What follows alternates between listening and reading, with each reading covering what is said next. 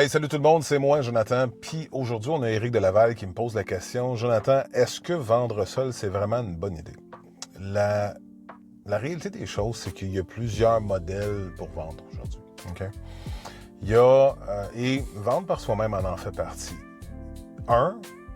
Il y a des dangers. Tu sais, le monde pense que c'est easy peasy puis que il se passe rien. Tu sais, moi, je suis beaucoup la jurisprudence. J'aime lire les jugements du Québec sur ces choses-là.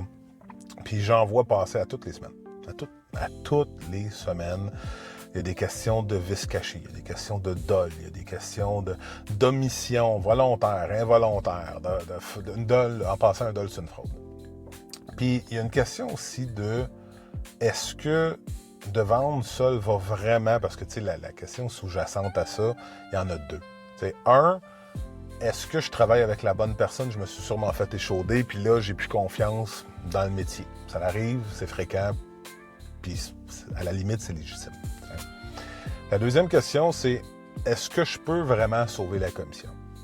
Puis dans ces ratios-là, il faut juste regarder le data. Parce que le data, ça sort de moi comme courtier qui essaie de te convaincre, puis toi comme client qui dit « Ah non », ou que le client potentiel qui dit « Ah non, tu essaies de m'imposer quelque chose ». Le data, ce qu'il vient dire, c'est que, puis ça, je le fais à tous les mois, je le fais de façon constante, puis de mois en mois, c'est toujours la même affaire. Sur 100% des ventes, il y a à peu près, puis là, je vais parler de la Montérégie, puis je pourrais parler du Grand Montréal, mais la Montérégie, je l'ai en tête parce que je l'ai faite il y a quelques jours avec un client. En Montérégie, dans les 30 derniers jours, si tu parles de tout acabit, le résidentiel, commercial, puis tu parles de la Montérégie et la Montérégie Ouest, parce que sur du proprio, c'est comme ça que tu peux regarder.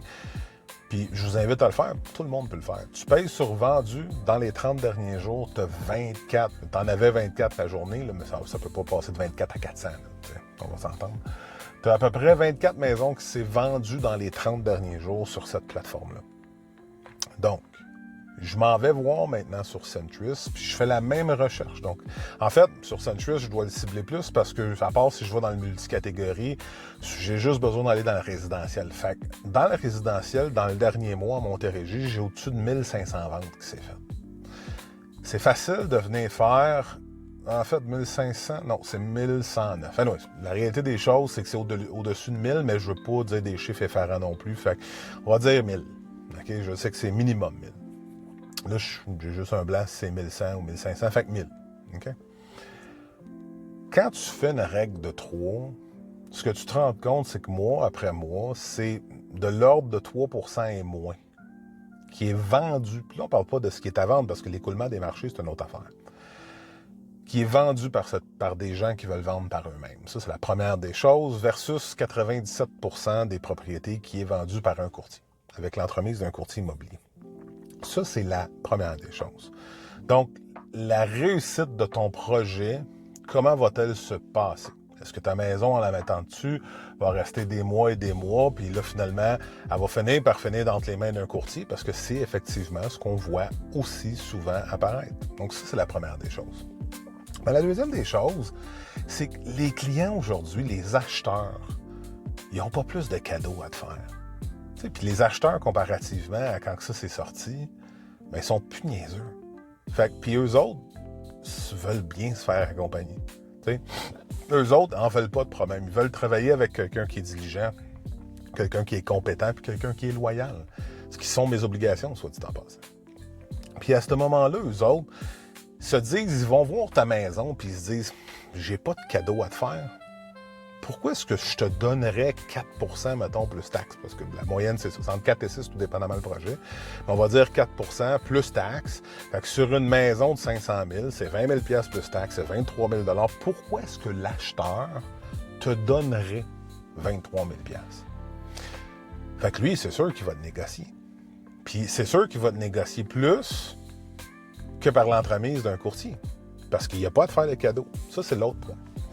Le troisième point, c'est comment est-ce que si tu possèdes seulement 3% des parts de marché, fait que j'ai 100 maisons alentour de moi, puis j'en ai 3 qui ont été vendues, puis ça, c'est mon database. Là, j'ai 23 maisons dans toute 24 maisons dans toute la Montérégie qui se sont vendues. comment est-ce que je suis capable de me dire que ma maison vaut tel montant, sérieusement? Ça vient de dire que c'est soit que tu la mets trop haute ou trop basse. Dans les deux cas, il y a des dangers. Le danger de la mettre beaucoup trop haute en comparaison de ce que le marché est prêt à payer pour ta maison, ben, elle va mourir là. Puis là, éventuellement, tu vas avoir brûlé la période dans laquelle tu vas l'avoir mis, puis tu vas finir entre les mains d'un courtier, puis là, soudainement, ton projet commence à être beaucoup plus pressant. Ou tu vas la mettre trop basse, puis tu vas laisser de l'argent sur la table. Fait que, ça se fait, oui. La question, est-ce que c'est le moyen plus efficace? T'sais? Puis, moi, je lancerai un défi à tous les gens qui me disent « Ah, moi, j'ai sauvé 24 000 ». Je viendrais faire l'analyse de ta maison correctement, puis tout le kit. Pas sûr. Pas sûr, parce que je le vois, je le fais. Puis, à la fin de la journée, plus souvent qu'autrement, les gens laissent de l'argent sur la table. Fait que j'espère que ça répond à ta question. Si jamais tu en as d'autres, si jamais les autres ont des questions, n'hésitez pas à m'appeler qu'on puisse communiquer ensemble. Qu'on ait une conversation. Je veux dire, je m'en pas, à part si tu me le demandes, pas encore là, c'est un peu weird. Fait que je vous souhaite une belle journée, prenez soin de vous, puis on se rejoint à la prochaine. Salut!